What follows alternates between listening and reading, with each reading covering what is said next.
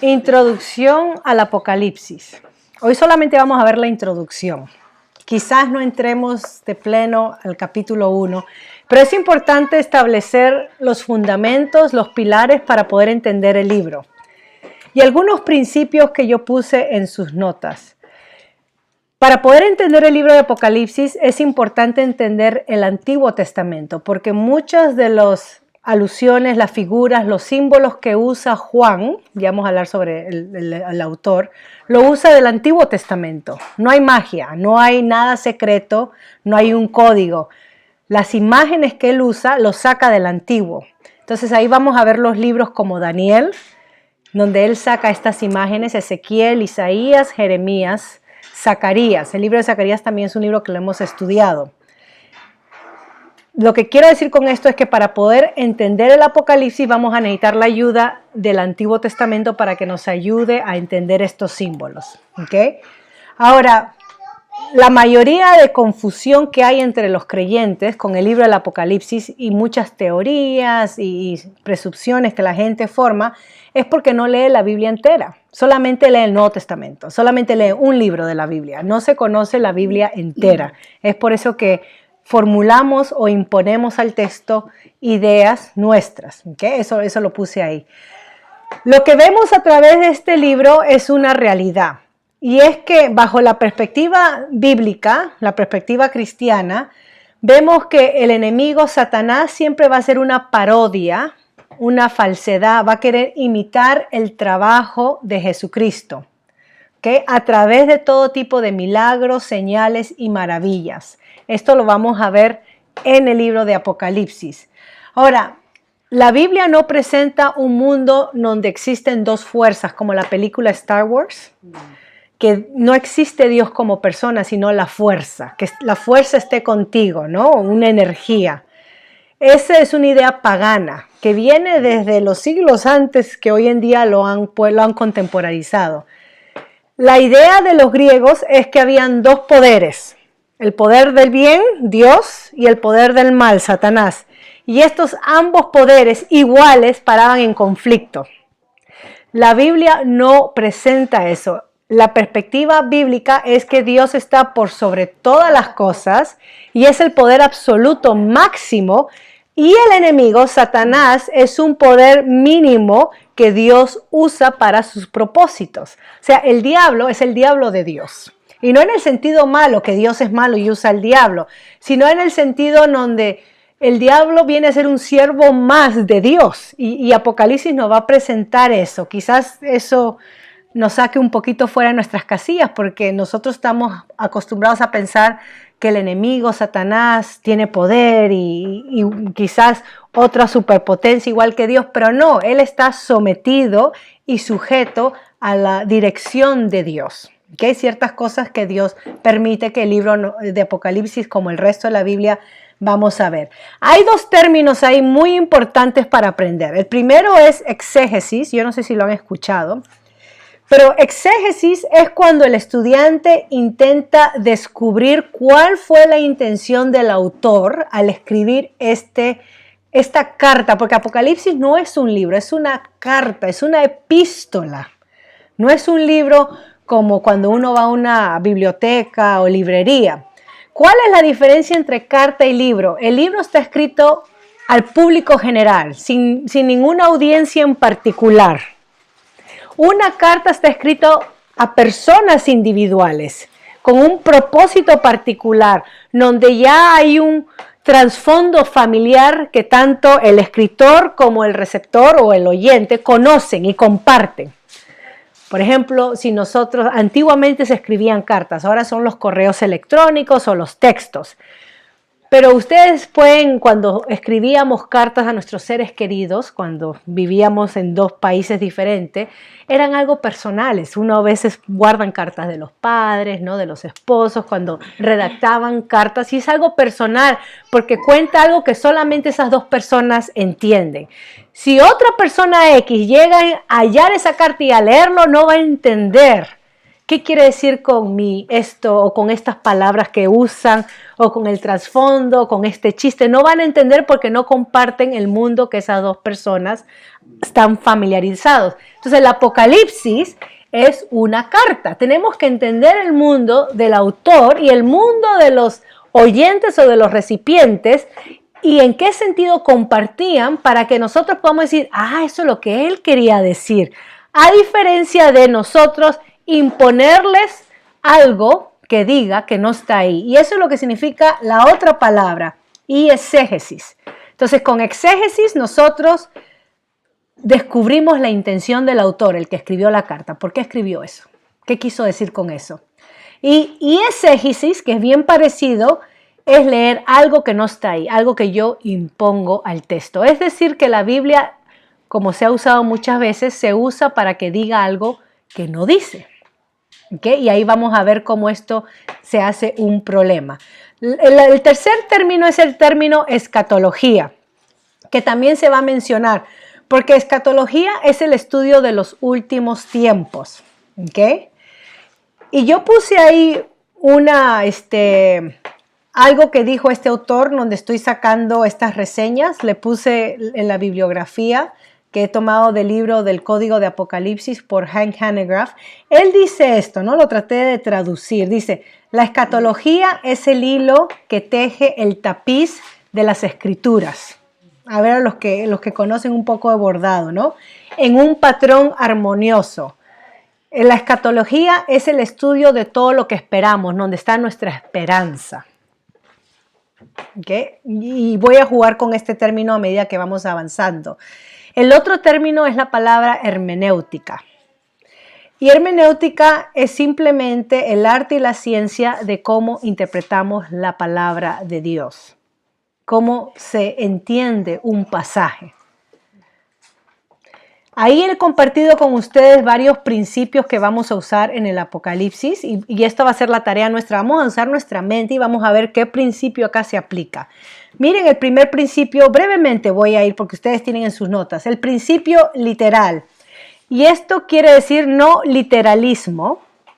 ¿Okay? El principio literal es que interpretamos la palabra de Dios de la misma manera como interpretamos otras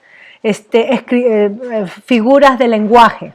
Si nosotros leemos el periódico y leemos frases como, no sé, depende de la cultura también, ¿no? Y la forma como expresamos nosotros, pero el término, por ejemplo, ¿cómo están pasando ustedes allá? Y ustedes escuchan algo como, leen algo en el periódico, se puso la cosa color de hormiga. ¿Entienden lo que quiere decir eso? No es que la cosa se transformó literalmente en hormiga, pero que se puso el asunto difícil, está crucialmente difícil. Nosotros usamos eso cuando hablamos y decimos, me he subido 1 tonelada de peso. Usamos figuras de lenguaje cuando hablamos y entendemos que no queremos decir literalmente esa mujer pesa 1 tonelada porque no estaría sentada hablando conmigo, no estaría postrada. Igualmente la Biblia usa figuras de lenguaje. Y como es otro mundo, nosotros tenemos que entender qué quiere decir con esos términos. Y el Apocalipsis está lleno de símbolos y de figuras de lenguaje que vamos a intentar entender. ¿Okay? Entonces, el principio literal es interpretar la palabra de Dios, tomarla como leeríamos en nuestro propio idioma. ¿Okay? Ahora, si las escrituras nos están hablando de poesía, interpretamos según la poesía. Si nos está narrando una historia, lo vemos según historia. En la poesía no vamos a buscar cronologías ni tiempos. Si la escritura nos está hablando de símbolos, un dragón, una bestia, entendemos el significado de eso y no vamos a pensar que literalmente es un dragón o una bestia. Lo que eso significa porque nos está dando a entender un mensaje. ¿Qué mensaje da la bestia? Es algo que es espantoso, que te asusta, que trae pánico. Bueno, esa es la intención del autor a usar esas figuras, ¿ok? Eso es lo que vamos a ver. Por ejemplo, yo les puse ahí en Apocalipsis 14:20, se nos dice, y el lagar fue pisado fuera de la ciudad, y del lagar salió sangre que subió hasta los frenos de los caballos, por una distancia como de 320 kilómetros. Es esa frase, ese versículo que Juan está hablando sobre la masacre y la ruina que va a causar, lo que va a producir la guerra. Está hablando literalmente que va a haber tanta sangre que les va a llegar hasta los frenos del caballo y va a medir 20 kilómetros.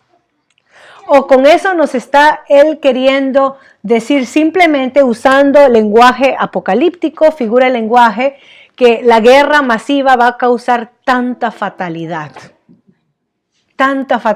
y desgracia y muerte? Pero mire cómo describe, la sangre llegaba hasta los frenos, y nosotros tenemos que entender esto al estudiar Apocalipsis. Entonces ese es el principio literal. El segundo principio es el principio de iluminación. Y acá, obviamente, nosotros cuando estudiamos la palabra lo hacemos bajo la guía del Espíritu Santo, ¿verdad? No es que quién es más inteligente, quién es más capaz o más hábil, o quién sabe más la gramática para poder entender. 1 Corintios 2:12 dice, nosotros hemos recibido no el espíritu del mundo, sino el espíritu que viene de Dios, para que conozcamos lo que Dios nos ha dado gratuitamente. Nosotros estudiamos el texto, pero es el Espíritu de Dios el que lo ilumina, le trae el sentido.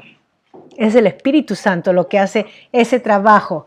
Así que lo que el Espíritu Santo va a hacer es que nos va a traer el texto, nos va a dar luz para entender el texto, pero no nos va a decir algo que el autor y los recipientes no entendían.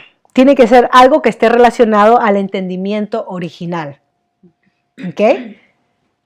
Tengan esto en mente, porque mucha gente lee el Apocalipsis y comienza a leer pasajes sobre las langostas que venían y se imaginan y dicen, no, esos son helicópteros.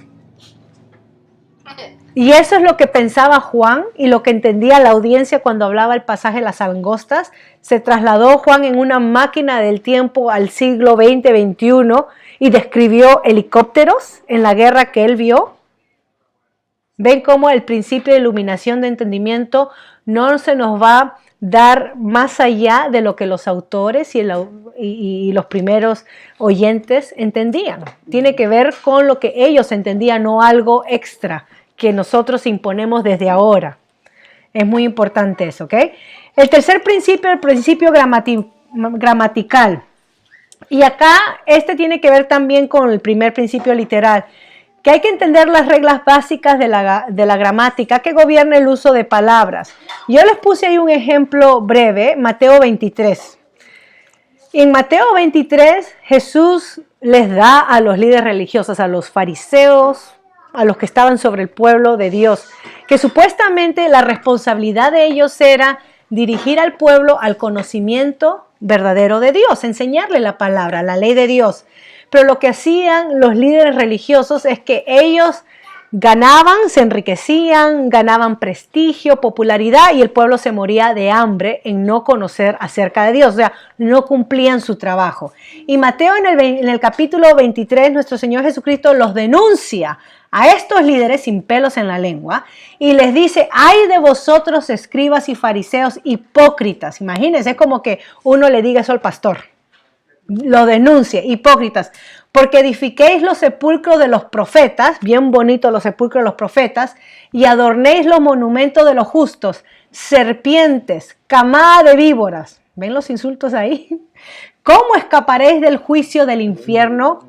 Por tanto, mirad, yo os envío profetas, sabios y escribas, de ellos a unos los mataréis y crucificaréis, y a otros los azotaréis en vuestras sinagogas, y los perseguiréis de ciudad en ciudad, para que recaiga sobre vosotros la culpa de toda la sangre justa derramada sobre la tierra, desde la sangre del justo Abel hasta la sangre de Zacarías, hijo de Berequías, a quien asesinaste entre el templo y el altar. Un poquito de historia acá le está diciendo Jesucristo, nuestro Señor. En verdad os digo que todo esto vendrá sobre esta generación. Ahora, ¿a quién se refería nuestro Señor Jesucristo cuando denuncia a los líderes y le dice, vosotros, esta generación? Si usamos el principio básico de la gramática, podemos nosotros decir, no, el vosotros se refiere a los judíos de la Segunda Guerra Mundial. O se refiere a los judíos del año en el futuro. Aquí, según los principios de la gramática, nuestro Señor Jesucristo sabía expresarse, ¿verdad? Y cuando dice vosotros, y dice todo caerá sobre ustedes, ¿se refiere a los líderes del primer siglo o se refiere a personas en el siglo más adelante? Según la gramática se refiere a ellos, a estos líderes a quien ellos está hablando. Dice sobre esta generación, sobre la generación de ellos. Mucha gente hace exégesis que le impone el texto y entonces interpretan el vosotros se refiere a los judíos de la Segunda Guerra Mundial, por eso que sufrieron el Holocausto. Y esta generación no se refiere a esta generación, se refiere a esta raza, o sea, hasta que muera la raza judía. Y comienza a imponer al texto interpretación que no tiene nada que ver con la intención de lo que nuestro Señor Jesucristo quiso decir. ¿Okay? Y lo mismo en Mateo 24, otro pasaje en donde nuestro Señor Jesucristo habla sobre el juicio que va a caer sobre Jerusalén por haberlo rechazado a Él, por no haberlo aceptado su Mesías, y sobre el templo, que dice que no quedará piedra sobre piedra. Ahora, nuestro Señor Jesucristo usa imágenes apocalípticas de finales de fin. Suena como el Apocalipsis y muchos entienden no está hablando del fin de los tiempos. Y no se dan cuenta que está hablando, usando este género literario para decirles algo a su generación. ¿Okay? Nuevamente, tomen en cuenta que en Mateo 24, versículo 6-34, la frase esta generación es la que se repite ahí. Y la pregunta que les estoy haciendo es, ¿tiene Jesús en mente una generación presente o una generación futura? Porque como respondamos a eso, tan simple es como se han hecho todas estas teorías, todas estas ideas que vienen, que la gente impone su criterio sobre las Escrituras y los últimos tiempos, cuando Dios intencionó que su palabra sea entendida de la manera más simple, tal como la leemos. El otro principio es el principio histórico, y este es que nuestra fe cristiana está basada en la historia y en la evidencia. Nuestra fe no es una fe de nubes, de fantasías, burbujitas y mundos surreales. Que nuestra fe no es algo que no se pueda comprobar. Ha sido comprobado a través de la arqueología, de la historia. Saben que la Biblia es el único libro sagrado. Tomen esto en cuenta, que menciona nombres, lugares, nombres históricos, lugares que en el pasado la gente decía, no, eso se lo inventó la Biblia, eso no existía, hasta que descubrieron en la arqueología, oh, sí, sí existe. Nombres, lugares y fechas cuando los reyes o los procuradores o los gobernadores estaban dirigiendo a su pueblo. Y eso nos habla que la palabra de Dios es histórica. O sea, nos dice con el diario de sus días. Estos libros sagrados que tenemos no nos dan historia. Y los que nos dan historia, lamentablemente, como el libro del Corán, nos dan una historia que no da con la realidad cuando uno chequea, totalmente llena de errores, totalmente. Como que Miriam, la hermana de Moisés, vivió en tiempos de Jesús, totalmente fuera de la cronología. Pero nuestra fe cristiana, judeo-cristiana, está basada en la historia y en la evidencia. Y para esto lo digo porque con este principio histórico es importante familiarizarnos con las costumbres, que no son nuestras costumbres, familiarizarnos con la cultura y el contexto histórico. Y a medida que estamos estudiando estos libros de la Biblia, eso es lo que hacemos, ¿no? Les comparto y compartimos cuál era la cultura, cuál era el contexto histórico, por qué está esto dicho en este libro, qué quiso decir el autor. Eso es lo que se hace en la hermenéutica, en el estudio y la interpretación de la Biblia. Cualquiera puede venir a la palabra de Dios y leerla, pero si no tiene al Espíritu Santo no va a entender el significado, porque la va a leer como cualquier maestro, profesor, cualquier persona. Ahora, cualquier creyente puede leer la palabra en su sentido simple, pero si el creyente no busca más allá en por qué Dios dice eso, va a perder la riqueza de por qué está ahí. Y eso es lo que nosotros tratamos de hacer acá los martes. Ok, una de las cosas con el principio histórico que vamos a ver cuando estudiemos Apocalipsis es las fechas, cuándo fue escrito esta carta, que nosotros conocemos como libro, ¿no? ¿Cuándo fue escrito esta carta? Porque Según la fecha que le demos, va a venir entonces cómo lo vamos a interpretar. Van a ver cómo la fecha marca el modo de interpretación. Por ejemplo, si Apocalipsis fue escrito durante el reinado del emperador Nerón, antes del año 70, entre el año 54 y 68 después de Cristo, en el primer siglo, podemos decir de que todo lo que fue escrito a la iglesia ya sucedió a esas 7 iglesias. Y que el mensaje final, ¿no?, para las iglesias de todo tiempo es un mensaje de esperanza porque nos dice algo que Dios está reinando y soberano sobre las naciones. Bueno, esto lo vamos a ver cuando veamos el autor. Si pensamos que el libro fue escrito durante los años mediados de los 90, o sea, al final del primer siglo, bajo el emperador Domiciano, mucha gente dice que el Apocalipsis fue escrito después del capítulo 4, hablando de eventos a final de los tiempos, que va a suceder a final de los tiempos, con una gran tribulación, con el rapto, la segunda venida de Cristo, etcétera, etcétera, etcétera. De esto vamos a hablar, yo les presento en sus segundas notas, les presento las 4 perspectivas o teorías para que ustedes lean y podamos comentar. Mi intención al estudiar el libro de Apocalipsis no es basarnos en una teoría, es solamente estudiar el libro tal como se nos presenta, usando la misma Biblia que nos ayude a interpretarla. Así que no vamos a irnos por una tendencia u otra. Eso es lo que no queremos hacer. Así que si ustedes tienen una tendencia, nosotros que hemos crecido, nacido, digamos, en la iglesia bautista cristiana, la tendencia es dispensacional, premilenio, el rapto, ¿no? Eso es lo que se enseña. Pero si esa no es nuestra tendencia, no queremos imponer eso al texto. Queremos estudiar qué es lo que dice el texto sin imponer estas tendencias que han venido después. Y podemos conversar por qué se dio estas tendencias. Hay una película o una serie de novelas que se llama Left Behind, que hablan sobre, por ejemplo, el rapto, pretribulación y todo esto. Y ellos toman el Apocalipsis como que fue escrito para tiempos finales, no para el primer siglo.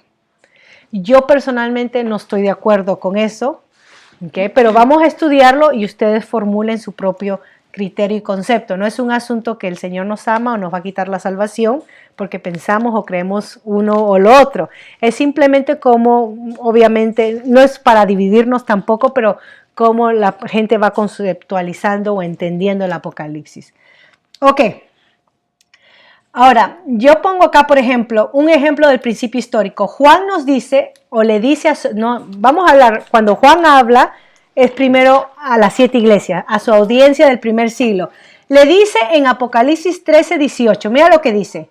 Aquí hay sabiduría. El que tiene entendimiento, este es para la gente del primer siglo, que calcule el número de la bestia, porque el número es el de un hombre. Y su número es 666. ¿Ok? 666. Juan le dice a su audiencia que ellos pueden llegar a saber quién es la bestia, primer siglo, si ellos calculan el número de su nombre. Ahora, nosotros, ¿qué? ¿Números, nombre, bestia? ¿De qué está hablando? Y vamos a estudiar. En el alfabeto hebreo, los nombres es un estudio, un arte. Uno podía tener su número según el orden o las letras del alfabeto, del nombre de la persona. Y según el alfabeto hebreo, el nombre del emperador Nerón era 666. Y eso a mí me da más evidencia histórica de que el libro fue escrito, porque 66 no se aplica a Domiciano, se aplica a Nerón. Si fuera en tiempo de Domiciano, entonces Juan, ¿qué quiso decir con 66? Si es el nombre de Nerón, César Nerón. Dice, y lo pueden entender si calculan. Nosotros no vivimos en el primer siglo, así que no sabemos. Pero él estaba hablando, y la bestia es un símbolo para un imperio o una persona. Es la misma símbolo que usa el libro de Daniel. Daniel ve a 4 bestias salir, ¿no? Bestias salir del mar, de la tierra, y representaban 4 imperios que sucedían o que iban a venir después de Babilonia, los medopersas, los griegos y los romanos. Eso fue una profecía que vemos cumplida. Por eso digo que nuestra fe es histórica. Nosotros podemos comprobar la profecía de la Biblia y ver, eso se cumplió cabal en su exactitud. Es por eso que nuestra fe es una fe verídica e histórica. Y acá Juan se atreve a decir, ustedes los del primer siglo, pueden saber a qué bestia me refiero si calculan su nombre. Es 666, por no decir emperador Nerón. Y se refería a ese. Ahora, nosotros, la tarea que les dejo a ustedes es, busquen quién fue el emperador Nerón. Lean. Estos emperadores tenían escribas, romanos que escribían sus crónicas, sus conquistas, sus locuras, sus gustos. Y está escrito, y miren que este hombre era una gran piecita. Hitler se queda chiquitito. Y no quiero mencionar a otros gobernantes, pero los gobernantes que nosotros conocemos se quedan chiquititos. Estos dictadores, ¿no? Que han cometido masacres, que han eliminado gente, genocidio, que han sido malos. Nerón, lean la historia de quién fue Nerón, para entender por qué Juan le dice la bestia. ¿Ok? Entonces, ese es el principio histórico. El principio tipológico, y claro, la pregunta con esto es, que yo le pongo ahí, lo obvio es esto. No hay medida de sabiduría que hubiera permitido que un creyente del primer siglo calcule el número de la bestia y dé con un personaje del siglo XXI. Y diga, no, ese es, no sé, alguien de este primer siglo, Maduro, Nicolás Maduro. Oh no, ese es el Trump. ¿Ven que uno del primer siglo, usando toda la sabiduría, calculando, no hubiera podido decir, ese va a ser Trump? No tiene sentido. Tuvo que ser alguien que existió en el primer siglo. Pero con eso vamos a ver que no quiere decir que, bueno, entonces cerramos el libro porque no tiene nada que decirnos hoy en día. No, porque la verdad de Dios es trascendental y sí nos dice algo acerca sobre los dirigentes, los gobernantes, cuando dirigen pueblos, se pueden comportar como bestias, ¿no? Eso suena algo quizás ofensivo, pero especialmente cuando la connotación está dirigida a aquellos que se dedican a perseguir al pueblo de Dios o eliminar al pueblo de Dios, como lo ha sucedido lamentablemente en muchos países, especialmente en países donde la religión o el cristianismo fue eliminado, como en países comunistas, lamentablemente, ¿no? Ha ocasionado masacres. Ok, principio de tipología, voy avanzando. Tipología se refiere a personas, lugares, eventos o cosas en la historia de la redención que sirven como tipos de Cristo. Nosotros hemos estudiado el libro de Hebreos y hemos visto cómo, por ejemplo, el tabernáculo es un tipo donde Dios habitaba, es un tipo, o el templo, un tipo de nuestro Señor Jesucristo. Nuestro Señor Jesucristo cumple con la función de lo que era el tabernáculo o el templo. Es la misma presencia de Dios, ya no en un lugar, pero en una persona. Hemos visto cómo el sumo sacerdote o Melquisedec es un tipo de Cristo. No es que Melquisedec era Cristo, sino que era una figura que representaba algo que iba a venir en el futuro, un tipo de Cristo. Hemos visto cómo, y así sucesivamente, ¿verdad? El pan que tenían los sacerdotes en el tabernáculo es un tipo de Cristo. Nuestro Señor Jesucristo dijo, yo soy el pan de vida, etcétera. ¿Qué tipos? La Biblia está llena de tipos. Josué, el que dirigió al pueblo a la tierra prometida. El nombre Josué en griego es Jesús, en el hebreo es Josué.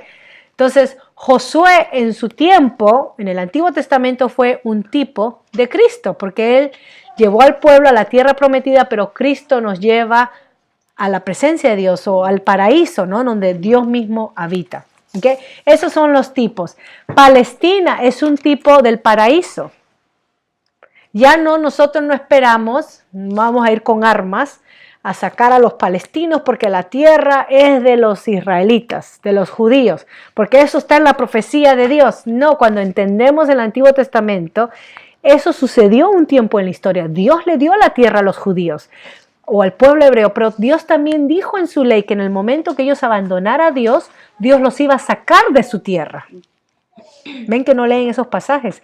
Dios los iba a sacar y los iba a dispersar entre las naciones, ya que ellos, en vez de vivir como pueblo separado de Dios, la nación hebrea, decidieron adaptarse a las culturas y las naciones paganas, adoptando la idolatría y el paganismo. Dios dice, no me honran en lo que yo les di y hice con usted, entonces lo voy a dispersar para que honren a los dioses allá en todas las demás naciones. Entonces, cuando vemos en el Apocalipsis y habla de Palestina, es un tipo del paraíso, de la restauración de la tierra, no el pedacito de Palestina que vemos hoy en día, que lamentablemente surge de discordia y pelea, ¿ok? Ok, con esto entonces termino, porque la próxima semana vamos a empezar con la introducción un poquito más adelante, en pasos, ¿no? Para poder conversar. Cuando vamos a estudiar el Apocalipsis, como los demás libros de la Biblia, es importante tomar el total de las Escrituras. Y es por eso que hay tanta confusión entre las denominaciones, entre el cristianismo. No es tanto que tú interpretas la Biblia y yo interpreto la Biblia y cada uno interpreta la Biblia como le da la gana. La Biblia me tiene que decir a mí cómo yo debo de interpretarla. Porque si nos ponemos a estudiar y ponemos a dar puntos de vista, salimos con 7 tipos de interpretación y así es como se forman las denominaciones. Y no debería de haber tantas denominaciones si es un mismo mensaje. ¿Por qué tanto la confusión o Dios es confuso? No, nosotros confundimos el mensaje por nuestra falta de entender la Biblia en su totalidad. ¿Okay? Entonces no podemos sacar pasajes de la Biblia y armar excusas o teorías o doctrinas sin decir eso es lo que dice el resto de la Biblia. Está de acuerdo el resto de la palabra. Son 66 libros, ¿ah? Y lo que sacamos tiene que estar de acuerdo con el resto de los 65 libros. Así que no podemos sacar pasajes individuales e interpretarlos, ¿ok? Dios es el autor de las Escrituras, usó personas, pero Dios no se confunde. Y si hay un solo autor detrás de estos autores, más de 40 autores, la palabra, toda la Biblia, más de 40 autores en un periodo de 1500 años. Fue escrita o tenemos esta compilación de estos libros sagrados, inspirados por Dios. La palabra inspirado significa el aliento de Dios. O sea, acá tenemos el mismo aliento de Dios, la misma intención de Dios, de su corazón. 1500 años, alrededor de 40 autores y un mismo mensaje porque es un solo autor detrás de estos 40 autores, Dios. Y Dios no se confunde y Dios no cambia su mensaje. Y estamos hablando de cómo Dios obra el plan de rescatar a la humanidad que decidió vivir en rebeldía contra Él. Y Dios hace todo lo posible por iniciar la operación rescate, usando a gente, usando a un pueblo, el pueblo metió la pata, a Israel, usando a su Hijo, nuestro Señor Jesucristo. Él lo completó y lo perfeccionó y lo llevó a cabo, como hemos visto en Hebreos. Él sí cumplió la obra y la tarea asignada. Y ahora Dios usa a su iglesia para terminar entonces este proceso de restauración. Uno de los propósitos de la iglesia es continuar con la misión de nuestro Señor Jesucristo. O sea, nosotros como iglesia somos las manos, los pies y las palabras de nuestro Señor Jesucristo. Y qué lamentable que como iglesia terminemos peleándonos, contendiendo, dividiéndonos, porque eso no representa a nuestro Señor Jesucristo. Miren cómo hemos perdido el propósito en tonterías y en divisiones en vez de seguir con el programa de Dios, que es rescate de la humanidad perdida, ¿ok? Entonces Dios es el autor. El uso de símbolos tiene un amplio significado y la Biblia nos va a ayudar a interpretarlos. ¿Okay? No vamos a imponer acá, yo creo que esto se refiere a esto. No, la Biblia misma nos va a ayudar a interpretarlos. Y ahí, por ejemplo, yo les pongo un ejemplo.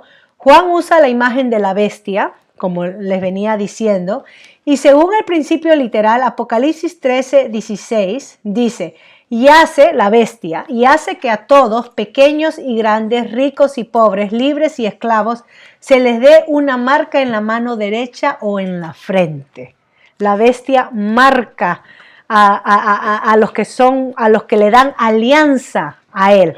Ahora, nosotros entendemos por la palabra de Dios que los hijos de Dios han sido marcados, sellados. Nosotros los creyentes hemos sido sellados a través de su Santo Espíritu. Efesios capítulo 1, versículo 14 en adelante. Hemos sido sellados con las arras del Espíritu. Recuerden que el diablo parodia, imita lo que Dios hace. Es un counterfeit, una falsedad lo que hace el diablo, ¿no? Lo tergiversa. Entonces, el diablo también marca los suyos. Y acá entonces habla en la mano o en la frente. Y la pregunta es, obviamente, ¿será que la señal o el sello en la mano derecha simboliza lo que hacemos? Y en la frente lo que pensamos. Y cuando veamos la ley de Dios, cuando hemos estudiado Deuteronomio, dice que repetirás la ley a tus hijos, ¿no? Lo pondrás en las paredes, por todos lados, pero dice que te la marcarás en la frente, te la marcarás en la mano, y entendemos que no significa eso literal, que me voy a escribir con marcador la ley, sino que la palabra de Dios tiene que estar memorizada y constantemente en nuestra mente, constantemente en nuestras vidas, en nuestras acciones. Entonces acá dice que la bestia marca los suyos, y usa los suyos, identifica los suyos, y vamos a ver qué significa eso, para qué, por qué. Pero ese es un ejemplo que se los tiro ahí para dejarlos pensar. Por ahora la tarea es que investiguen ustedes quién fue el emperador Nerón, desde el año 54 al 67 que sirvió, cómo fue su vida, qué se caracterizó, fatal, ¿eh? Y cómo terminó, y cómo él se comportó con los cristianos, y fue un emperador tan buena gente, tan lindo, ¿no? Que votaríamos por él para que siga siendo emperador, etc. Voy a dejarlos ahí. La próxima vez veremos la lección número 1 que tengo ahí, que es la introducción al Apocalipsis, donde veremos el autor, la fecha, los destinatarios, la ocasión, y así moviéndonos poco a poco al libro, a la introducción de la carta, de la epístola. ¿Okay? Voy a parar. Como les dije, vamos a tener nuestro tiempo de preguntas y respuestas, y cualquier pregunta o cualquier aclaración yo lo tomo nota, y así al principio de la próxima clase hago el comentario o la aclaración para aquellos que nos están escuchando puedan también seguirnos. ¿Okay? Pero esta parte no la voy a grabar.